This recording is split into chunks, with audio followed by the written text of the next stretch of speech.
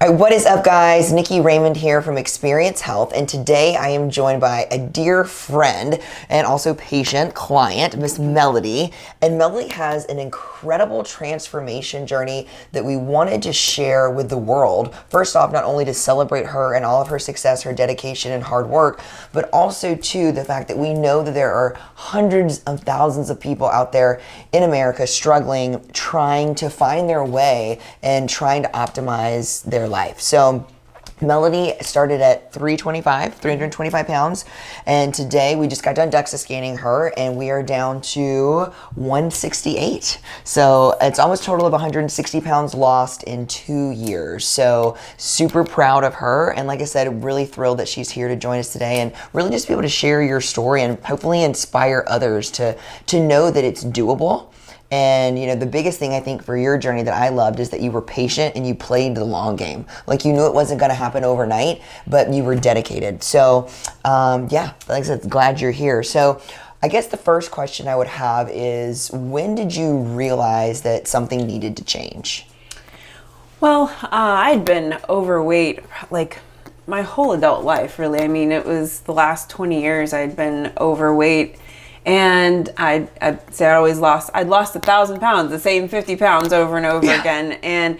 But it wasn't until I had my last child. I've had 5 children, and my last one, I had a complication during the birth. And afterward, I realized that I needed to get this right. Also, she was my first daughter, and that meant something different than my boys. Not that they are any different, but it was just, wow, I need to model what it is to be a healthy woman for this young girl. And so that was a big part of it.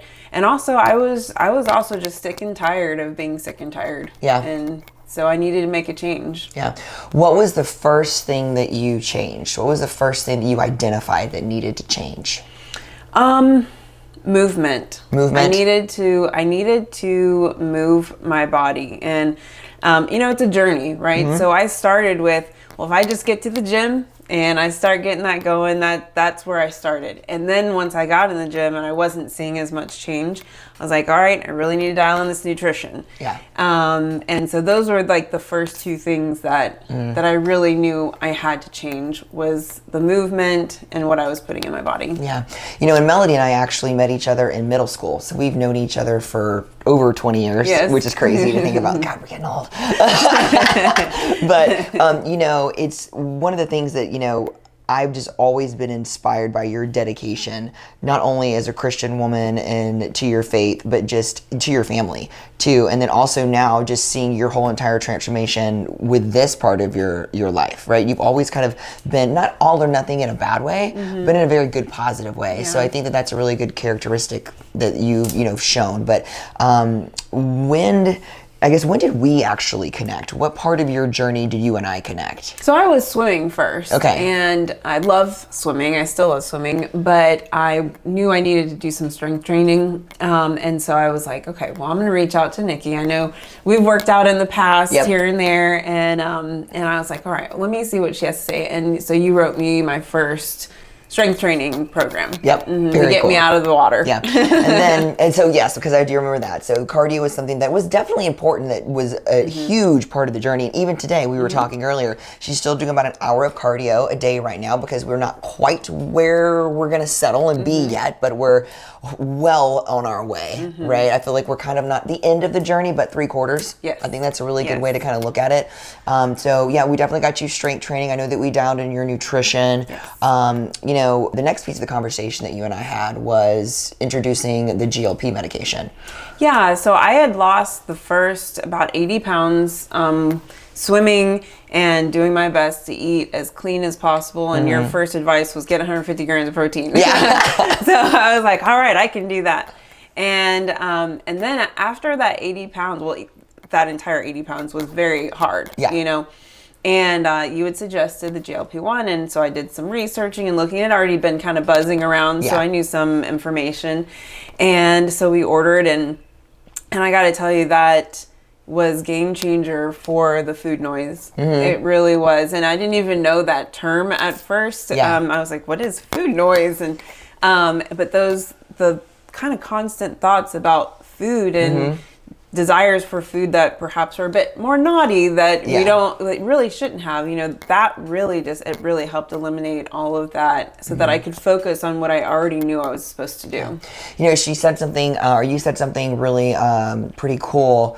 Before we got filming, we were going over just, what we were going to discuss today. And you were talking about kind of breaking out of the mold of the habit of, having like the mommy wind down stuff. Can you say all that again? Because that was actually really impactful.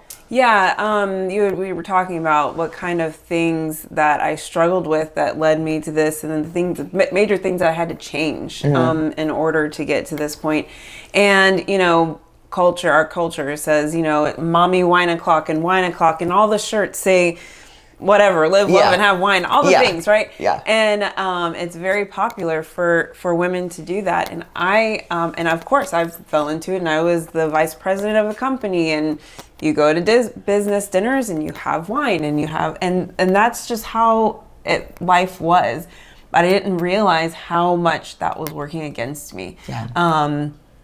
Even in the beginning of my journey, having some wine and then going to the gym next day, I had no idea that literally stops my fat burning opportunity for a few hours. And so quitting drinking wine, at first it was a taper, and then once I got off of it and was on GLP-1s, it really just helped me to completely stop drinking. And I didn't want that anymore because I felt so good every day with eating the proper nutrition, moving my body the way I should, strength training, and I just didn't want to put anything gross in my body anymore. Yeah.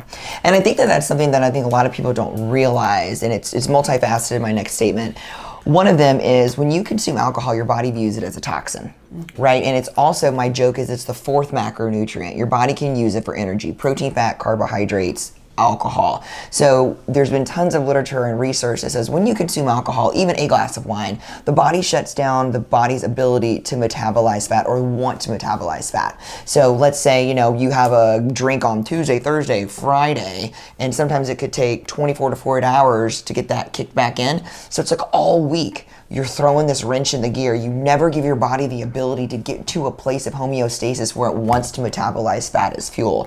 And then, and we had talked about this earlier off camera as well, and I've had a lot of patients say this, is that the GLP, be it 1, 2, or 3, have definitely blunted and curbed their desire to drink. And a lot of people are really surprised by that, or really surprised by the fact that maybe they didn't realize how much they were drinking until that desire's not there.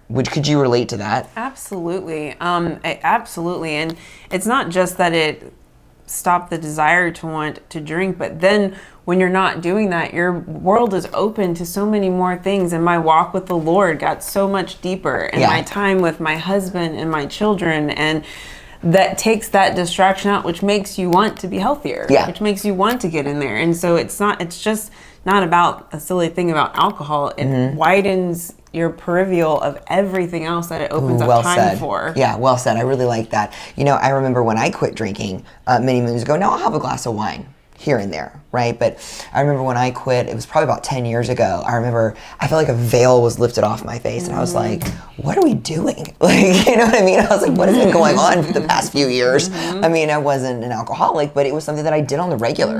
And I didn't realize like how it was affecting me day in and day out, affecting my workouts. Back then I was working so hard, and I couldn't make progress. It was just constantly hitting this wall. So for me, anytime I can get any kind of patient or hear anybody say that like, they could quit drinking or, limit their use, and if the GLP-1 helps them, that's an amazing byproduct of the compound. So I think that's really good. All right, so my next question would be, and this is just kind of like throwing something at you, but also too, maybe this could resonate with someone at home. What's something that you can do now that you couldn't physically do when you were at your 325 pounds? Oh my goodness, there's so many things. Yeah. There's so many things.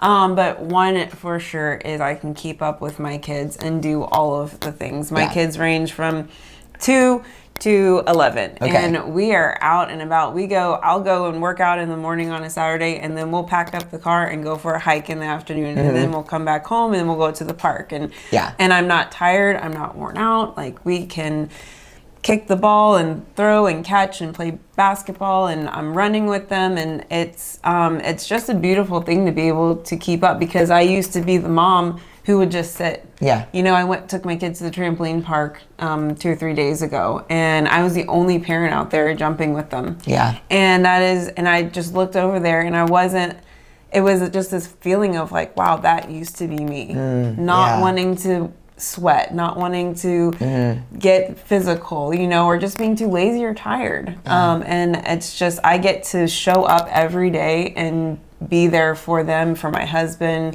for our company, and with all the energy that I need to do it. Yeah. And so there's a lot of things. So. There's multiple things. Yeah.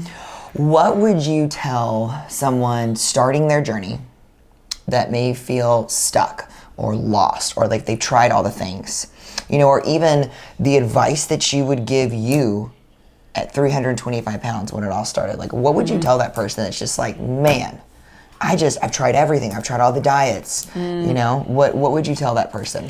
I think exactly what you just said, that I've tried it all, right? And typically someone in my situation, or the situation that I was in, had tried everything, all the yo-yos and the fads, and let's do the keto and the all the things, right? And it's not about a diet, it's about a lifestyle change, you know, but more than anything, you have to come to a place where you are done. Yeah. You're done with that lifestyle, and you're ready for a new lifestyle, because it is a lifestyle change. Yeah. If anybody tells you it's easy at first and no big deal, just do this, that's a lie. Right. It is hard. And if you told 325-pound Melody that she'd be working out at, you know, doing an hour of cardio before she lifts at 5 a.m. At 5 a.m. 6 days a week. 6 days She's a got me week. beat.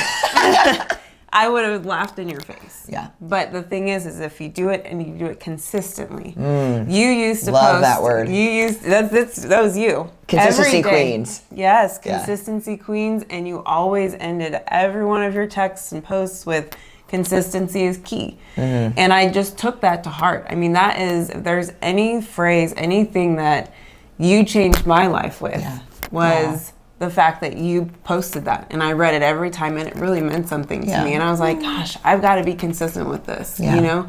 And it did. It, like the consistency aspect of it. I don't take a break. Yeah. And of course, I was sick or something. Well, that's different, yes. But I don't take a break. If I wake up and I feel tired or I feel a certain way, no. We're still doing this every single day. It might look a little different that day. Sure. But we do it. Yeah. And we fuel our body the way I feel my body the way I'm supposed to every day. Yeah. Consistently. And that has brought about life-changing change. Yeah, that's awesome. You know, and I do believe that consistency is key, and that's something that in life and relationships and business and fitness, health and wellness, whatever it is, right? Whatever you're trying to achieve, I think that being consistent, showing up, no matter what that looks like, right? Whether it be an amazing leg day where you crushed it, or when you literally walk in and get on the treadmill for 10 minutes and do some bicep curls, but like, you know what? I'm tired, that's all I got today. But you showed up and you did it, like, right? You did something. So I think that's really important. Now, this is something that I'd love your opinion on, because I get to work with a lot of patients, and these patients are, let's say they're in different phases of their journey. Maybe it's, you know, Sally, the soccer mom who wants to lose 5 pounds, or an ex-athlete, or someone that was in your shoes. I don't think that GLPs are cheating, right? So I have heard that before. Oh, well, it's cheating. I don't want to do it. I had one person say, well, I just want to do it, you know, the all natural way. And this particular person was close to your size starting out. How do you feel? Do you feel like it's cheating? I mean, I don't feel like it's cheating. I think if anything, it can give someone a leg up to kickstart their journey and really get them to cross the finish line. What do you think about that? Have you ever heard someone say that before? Yeah, all the time. I hear people say that all the time, and sometimes I'll engage in the conversation and sometimes I won't. But the thing is that you could look at any tool as a cheat, right? Yeah.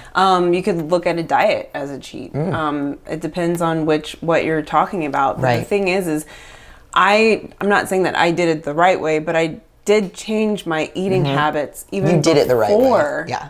I got on the GLP-1, and that's the research I did from everyone, and especially you telling me this is a tool, and so you can use it appropriately or not. And so if you're getting in that protein, you're getting in your nutrients and your strength training, this can really change your life.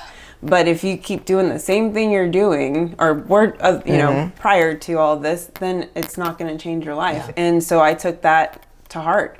And my nutrition and my strength training and cardio all consistently stayed the same. And then I just had this extra tool that was helping push that dial, just help push it and push it. And that has been, it's been paramount in helping me get through that second half. You know, the first half was hard. Doing those changes, natural, right? And when you have a little tool to help, and you don't have to be on it forever.